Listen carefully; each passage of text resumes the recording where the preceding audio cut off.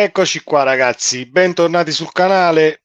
L'Inter sovrasta assolutamente il Milan nel derby della Madonnina, 5-1 risultato finale, assolutamente non bugiardo per ciò che abbiamo visto in campo, perché l'Inter al momento mi lascia di stucco e non trovo punti deboli. In questo momento del campionato può darsi che cambierà, comunque l'Inter con il mercato fatto ha perso anche pezzi tra virgolette pregiati e dal mio punto di vista è più forte dell'anno scorso, soprattutto a centrocampo. Cambi di fronte fatti come si deve, lanci mai sbagliati, da Di Marco a Dumfries dall'altra parte, capovolgimenti di fronte sui quali puoi fare ben poco. Un Milan che forse nel primo tempo poteva fare qualcosina in più, ha avuto una ventina di minuti dove si stava affacciando con continuità nella metà campo avversaria, ma era solo, come si dice, un fuoco di paglia. Ne parliamo ragazzi in questo video, fatemi sapere la vostra nei commenti, iscrivetevi al canale se non l'avete ancora fatto e attivate la campanella delle notifiche, così restate aggiornati sui contenuti. È finita la partita 5-1. Complimenti a quest'Inter che, come ho appena detto, non ha punti deboli, pronti via, comincia la partita e il primo quarto d'ora è quasi solo Inter, nella maniera più assoluta. Thuram fa, fa al momento la differenza, non voglio dire che è già un calciatore che può fare la differenza, affermata, eccetera, eccetera, ma in questo momento, oggi, in questa partita, ha fatto la differenza lì davanti. Anche se l'Inter ha giocato bene in tutto l'11, però poi andiamo a rivedere il secondo gol di Thuram, è qualcosa di esagerato. Dritto per dritto, palla all'incrocio, eh, instancabile sulla corsa, non si riusciva a fermare, è stata una spina del fianco continuo, continua fino alla sostituzione. Poi c'è da dire, secondo me, che il calciatore più educato tatticamente e che Inzaghi secondo me non vorrebbe perdere mai è Mkhitaryan. Mkhitaryan è un calciatore che a livello tattico ti dà tantissimo, detta i tempi della squadra, riesce ad inserirsi sempre con i tempi giusti, gol perché fa anche gol, poi tra le altre cose, ennesimo gol di Frattesi, il 5-1, il calcio di rigore di Cialanoglu. È un Milan che è stato quasi completamente in balia dell'Inter, ripeto, se non per quei 15-20 minuti del primo tempo dove credevo si poteva fare qualcosa. Ovviamente da tifoso del Napoli non è che sono preoccupato, però non riesco appunto, come ho detto prima, a trovare punti deboli a quest'Inter, quindi visto anche il calendario e l'Inter dovrà affrontare comunque al di là della Champions, tra virgolette, eh, fino, a, fino alla sosta, mi sembra comunque sono tutte squadre abbordabilissime e non vedo appunto un Inter che contro le piccole lascia punti per strada. Quindi se poi mi va a vincere 5-1 anche uno scontro diretto, diventa in assoluto, senza nascondersi dietro a un dito, senza se e senza ma, la squadra da battere.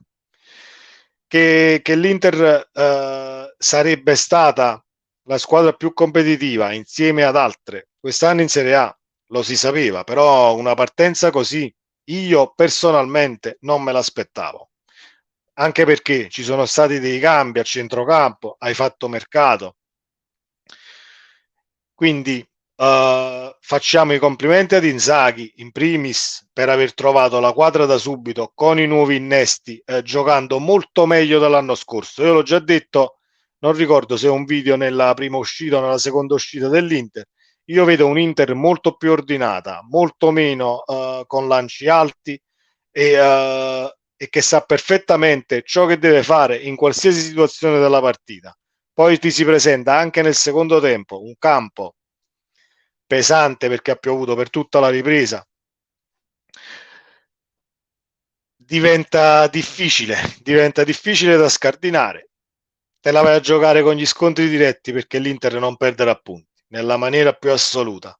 E Inzaghi lo disse molto prima dell'inizio del campionato: non dobbiamo fare lo stesso errore dell'anno scorso, partendo in sordina e perdendo punti, e così sta facendo. 4 su 4, 12 punti, e si mette lì su, e tutti gli altri ad inseguire. Speriamo che il nostro Napoli non stecchi la partita, in primis per una condizione psicologica che poi potrebbe volgere, diciamo, male nel caso dovesse succedere il patatrac stasera contro il Genoa. E punto secondo, a livello matematico poi rimani a 6, oppure fai un pareggio, vai a 7, ma hai già un Inter dopo 4 giornate a 5 punti. Non mi sembra proprio il caso per una squadra campione d'Italia in carica e nella rosa avente tutte le carte in regola per potersela giocare. Tutto qua. Comunque mi è piaciuto tantissimo il gioco che ha espresso l'Inter, anche a livello di solidità difensiva, perché il Milan ha cercato comunque di riportare la partita su un binario un po', diciamo, più favorevole, cercandola di pareggiare. Poi l'Inter ha dilagato e non c'è stato più niente da fare. È il calcio, ragazzi, è il calcio che stupisce ancora una volta. Io mi aspettavo un Inter forte, ripeto, ma non così. Oggi mi ha veramente impressionato.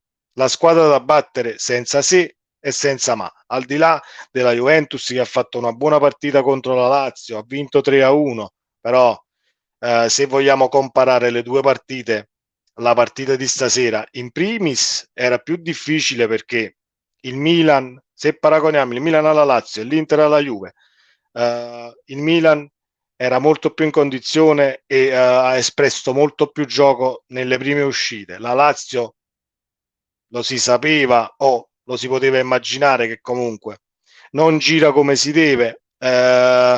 Sarri ancora deve trovare una sorta di quadra, quindi ha molto più valore la vittoria dell'Inter nel derby che la vittoria della Juve con la Lazio, ma non fraintendetemi tifosi della Juve, è solamente perché l'avversario in questione, dal mio punto di vista, è che il Milan è molto più forte della Lazio al momento.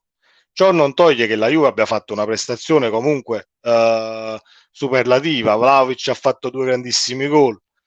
Senza togliere niente alla Juve, ho fatto un video, lo trovate qui sopra sul canale. Speriamo che il Napoli non stecchi assolutamente la partita, me lo auguro. Saremo qui in live 22:50 nel post partita di Genova-Napoli a discutere appunto di ciò che avranno fatto gli azzurri. Ci vediamo nel prossimo video e sempre Forza Napoli. Ciao.